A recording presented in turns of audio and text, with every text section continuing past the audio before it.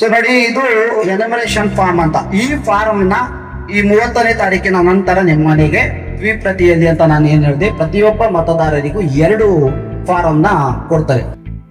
So ಈ form ನ ಹೇಗ್ ತುಂಬೋದು ಅನ್ನೋದನ್ನ ನೀವು ಗಮನವಿಟ್ಟು ಕೇಳಿ. ಜೊತೆಗೆ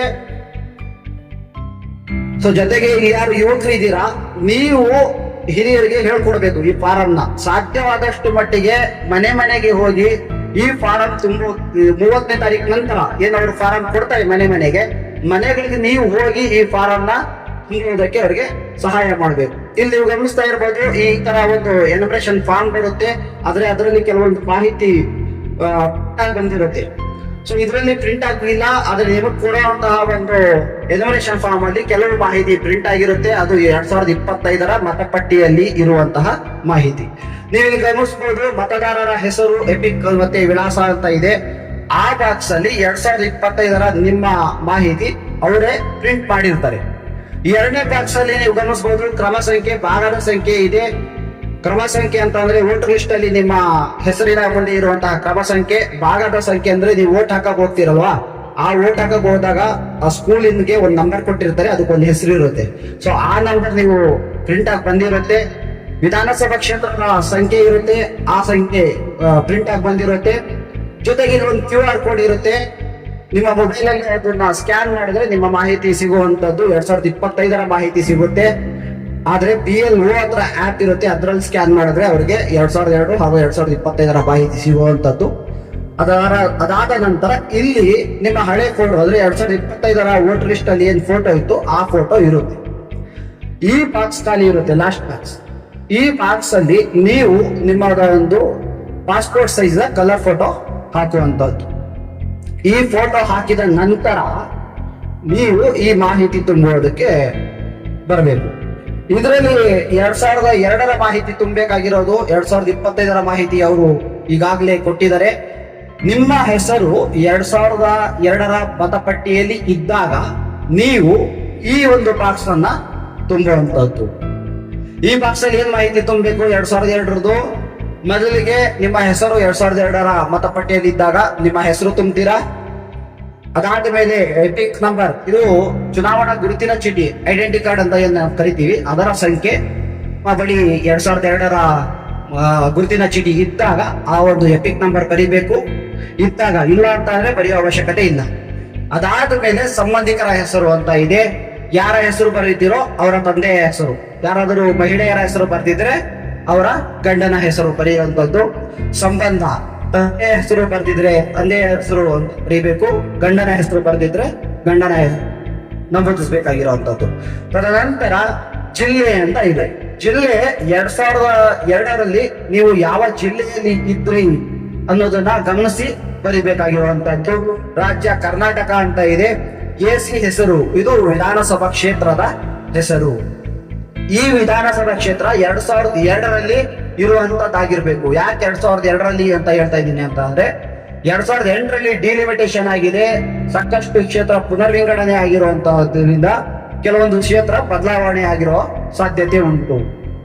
ಅದಾದ ಮೇಲೆ ಬಹಳ ಇಂಪಾರ್ಟೆಂಟ್ ಆಗಿ ನೀವು ತುಂಬಬೇಕಾಗಿರೋದು ಏನು ಅಂದ್ರೆ, ಬಹಳ ಮುಖ್ಯವಾಗಿ ಭರ್ತಿ ಮಾಡ್ಬೇಕಾಗಿರೋದು ಏನಂತ ಅಂದ್ರೆ AC ಸಂಖ್ಯೆ ಅಂತ. ಈ AC ಸಂಖ್ಯೆ ಅಂದ್ರೆ ವಿಧಾನಸಭಾ ಕ್ಷೇತ್ರದ ಸಂಖ್ಯೆ, ಮತಕ್ಷೇತ್ರದ ಸಂಖ್ಯೆ ಇರುತ್ತೆ. ಆ ಸಂಖ್ಯೆ 2002ರ ಸಂಖ್ಯೆಯನ್ನ ನೀವು ಈ ಭಾಗದಲ್ಲಿ ನಮೂದಿಸಬೇಕಾಗಿರುತ್ತೆ. ಅದಾದ್ಮೇಲೆ ಭಾಗದ ಸಂಖ್ಯೆ ಅಂತ ಅಂದ್ರೆ ಬೂತ್ ಸಂಖ್ಯೆ.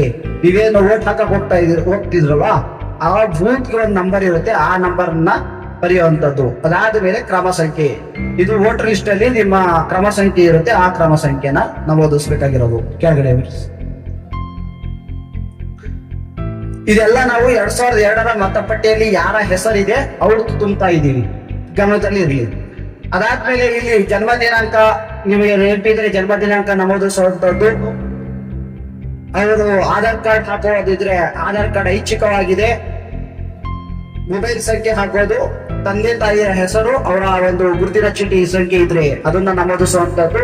ಕೊನೆಯಲ್ಲಿ ಸಂಗಾತಿ ಹೆಸರು ಅಂತ ಇದೆ, ಮಡದಿ ಒಂದು ಹೆಸರನ್ನ ನಮೂದಿಸುವಂತದ್ದು.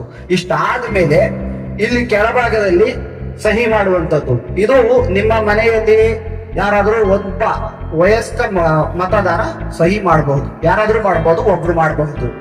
ಅದಾದ್ಮೇಲೆ ಅದರ ಕೆಳಗಡೆ ಈ ಫಾರಂ ಅಲ್ಲಿ ಇಲ್ಲಿ ಕಾಣಿಸ್ತಾ ಇಲ್ಲ, ಅದರ ಕೆಳಗಡೆ ಏನಿದೆ ಅಂತಾರೆ PLO ಸಹಿ ಅಂತ ಇದೆ. PLO ಸಹಿ ಹಾಕ್ಸಿ ಒಂದು ಫಾರಂ, ಎರಡು ಕೊಟ್ಟಿರ್ತಾರಲ್ವಾ, ಎರಡು ತುಂಬಬೇಕು.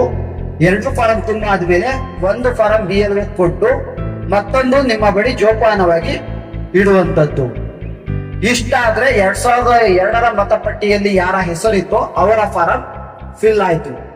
ಇದಾದ ನಂತರ ಕೆಲವರ ಹೆಸರು 2002ರಲ್ಲಿ ಮತಪಟ್ಟಿಯಲ್ಲಿ ಇರೋದಿಲ್ಲ. ಯಾರು 18 ವರ್ಷ ತುಂಬಿರಲ್ವೋ 2002ರಲ್ಲಿ ಅವರ ಹೆಸರು 2002ರ ಮತಪಟ್ಟಿಯಲ್ಲಿ ಇರೋದಿಲ್ಲ. ಅವ್ರು ಮಾಡೋದು ಹಾಗಾದ್ರೆ, ಈಗ ಇದನ್ನ ನನ್ನ ಫಾರಂ ಅಂತ ಭಾವಿಸಿದ್ರೆ ನನ್ನ ಹೆಸರು 2002ರಲ್ಲಿ ಮತಪಟ್ಟಿಯಲ್ಲಿ ಇರಲಿಲ್ಲ. ಹಾಗಾದ್ರೆ ನಾನು ಹೇಗೆ ತುಂಬುವುದು ಅಂತ ಅಂದ್ರೆ, ನನ್ನ ಮಾಹಿತಿ ಆ ಮೇಲಿನ 5 ಬಾಕ್ಸ್ಗಳಲ್ಲಿ ಬಂದಿರುತ್ತೆ. ನಾನು ಫೋಟೋ ಅಂಟಿಸ್ತೀನಿ ನಂದು. ಅದಾದ್ಮೇಲೆ ನನ್ನ ಹೆಸರು 2002ರಲ್ಲಿ ಇಲ್ವಲ್ಲ, ಈ ಭಾಗ ಏನಿದೆ ಎಡಭಾಗದ್ದು, ಈ ಎಡಭಾಗದ್ದು ನಾನು ಖಾಲಿ ಬಿಡ್ತೀನಿ. ಇಲ್ಲೇನೋ ತುಂಬಲ್ಲ, ಯಾಕಂದ್ರೆ ನನ್ನ ಮಾಹಿತಿ ಇಲ್ಲ. ಆದ್ರೆ ನಾನು ಈ ಫಾರಂ ಅಲ್ಲಿ ತುಂಬಬೇಕಾಗಿರುವಂತದ್ದು 2002ರ ಮಾಹಿತಿನೇ. ನನ್ನ ಹೆಸರು ಇಲ್ದಾಗ ನಾನು ನನ್ನ ತಂದೆಯ ಜೊತೆ ಮ್ಯಾಪ್ ಮಾಡ್ಕೋಬೇಕು, ಅಥವಾ ತಂದೆ, ತಾಯಿ, ಅಜ್ಜ, ಅಜ್ಜಿ ಈ 4 ಸಂಬಂಧದಲ್ಲಿ ಒಬ್ಬರ ಜೊತೆ ಮ್ಯಾಪ್ ಮಾಡ್ಕೋಬೇಕು. ಇದನ್ನ ಪ್ರೊಜಿನಿ ಮ್ಯಾಪಿಂಗ್ ಅಂತ ಕರೀತಾರೆ. ಸೊ ಹಾಗಾಗಿ ನಾನು ಆ ಭಾಗದಲ್ಲಿ ಯಾವುದೇ ಕಾರಣಕ್ಕೂ ಏನೋ ತುಂಬೋದಿಲ್ಲ. ಇಲ್ಲಿ ನನ್ನ ತಂದೆಯ ಮಾಹಿತಿನ ತುಂಬ್ತೀನಿ. ಯಾಕೆ? ನನ್ನ ತಂದೆಯ ಒಂದು ಹೆಸರು 2002ರ ಮತಪಟ್ಟಿಯಲ್ಲಿ ಇದೆ. ಸೊ ನನ್ನ ತಂದೆಯ ಹೆಸರು ತುಂಬ್ತೇನೆ, ಅವರ ಗುರುತಿನ ಚೀಟಿ ಸಂಖ್ಯೆ ಇದ್ರೆ ತುಂಬ್ತೇನೆ, ಸಂಬಂಧಿಕರ ಹೆಸರು ಅವರ ತಂದೆಯ ಹೆಸರು ಮತಪಟ್ಟಿಯಲ್ಲಿ ಸಿಗುತ್ತೆ, ಅದನ್ನ ನಾನು ನಮೂದಿಸ್ತೇನೆ. ಸಂಬಂಧ ಮಗ ಅಂತ ಹಾಕ್ತೇನೆ. ಜಿಲ್ಲೆ ಜಿಲ್ಲೆ 2002ರಲ್ಲಿ ಯಾವ ಜಿಲ್ಲೆ ಇತ್ತು ಎಂದು ಗಮನಿಸಿ ಅದನ್ನ ಹಾಕುವಂತದ್ದು. ರಾಜ್ಯ ಕರ್ನಾಟಕ ಅಂತ ಹಾಕ್ತೇನೆ. ವಿಧಾನಸಭಾ ಕ್ಷೇತ್ರ ಏನಿದೆ, ನಾನು ನಮ್ಮ ತಂದೆ ಯಾವ ವಿಧಾನಸಭಾ ಕ್ಷೇತ್ರದಲ್ಲಿತ್ತೋ ಅವರ ಒಂದು ವಿಧಾನಸಭಾ ಕ್ಷೇತ್ರ ಹಾಕಿ, ಇದು AC ಸಂಖ್ಯೆ ಅಂದ್ರೆ ಮತಕ್ಷೇತ್ರದ ಸಂಖ್ಯೆ, ಭಾಗದ ಸಂಖ್ಯೆ ಅಂದ್ರೆ ಬೂತ್ ಸಂಖ್ಯೆ, ಕ್ರಮ ಸಂಖ್ಯೆ, ಅವರ ಕ್ರಮ ಸಂಖ್ಯೆ ಏನಿತ್ತು ಮತದಾರ ಪಟ್ಟಿಯಲ್ಲಿ ಅದನ್ನ ನಮೂದಿಸ್ತೇನೆ. ಅದಾದ ಮೇಲೆ ಕೆಳಗಡೆ ಬರ್ತೇನೆ. ಕೆಳಗಡೆ ಭಾಗ ಸ್ವಲ್ಪ ಮೇಲಾಗಿ ಸರ್.